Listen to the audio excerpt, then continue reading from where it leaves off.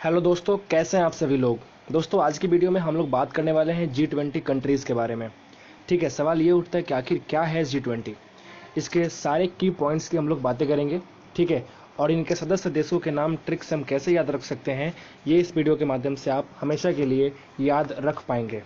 ठीक है दोस्तों, ये सारे कंट्रीज़ का अलग अलग मैप है जो कि G20 कंट्रीज़ के अंतर्गत आते हैं। लेकिन जो बात करना है वो ये है कि G20 जो कंट्री होता है, क्या ये 20 देशों का समूह है?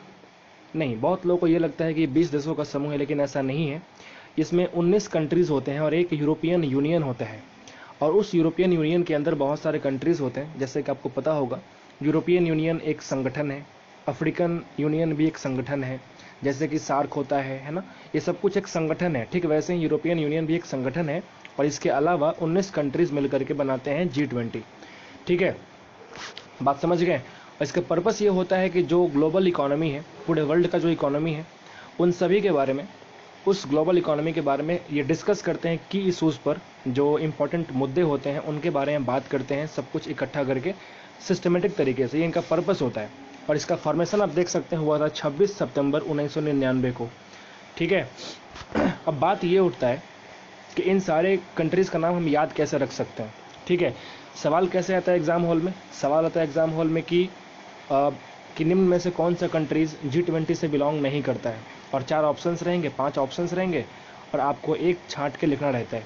ठीक है, तो जब तक आप इस बात को नहीं जानते हैं कि कौन कौन से कंट्री G20 के अंतर्गत आते हैं, तो फिर आप कैसे किसी एक कंट्री को एक्सक्लूड कर सकते हैं, बाहर कर सकते हैं। ठीक है, तो याद करना बहुत ज़रूरी है। उसके लिए एक ट्रिक हमारे पास है, इस वीडियो के माध्यम से आपको दिखाना चाहते हैं। उसके पहले इन सारे कंट्रीज़ का नाम आप मैप में देख लीजिए, या फिर मैप में इनका जो स्थान है वो कहाँ कहाँ पे है। देखिए, रसिया है ऊपर, है ना, यहाँ पे रशिया है। हमारा इंडिया भी इस G20 कंट्रीज़ में शामिल है। ठीक है, चाइना भी है, Japan, south Korea, Indonesia, Australia, सब कुछ है। ठीक है, इधर ब्राज़ील है, इधर मैक्सिको, US, कनाडा, है ना, अर्जेंटीना भी है। तो इन सारे कंट्रीज़ का नाम हम किस तरह से याद रख सकते हैं, आइए हम ट्रिक से समझते हैं। तो दोस्तों, ये है ट्रिक। ट्रिक का नाम है गुरुजी। सीता अब SSC FCI में जॉब करती है। आपको पता है कि SSC का FCI एक पोस्ट निकालती है, तो बस ऐसे ही ट्रिक का नाम है गुरुजी। सीता अब SSC FCI में जॉब करती है। जिस तरीके से ये वर्डिंग लिखा गया है गुरुजी, वैसे ही आपको याद रखना है, वरना फिर आपको तकलीफ हो जाएगी बाद में।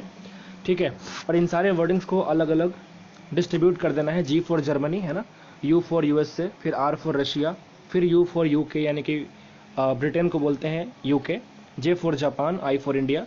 ठीक है, S for south Africa, I for Indonesia, T for Turkey, A for Australia.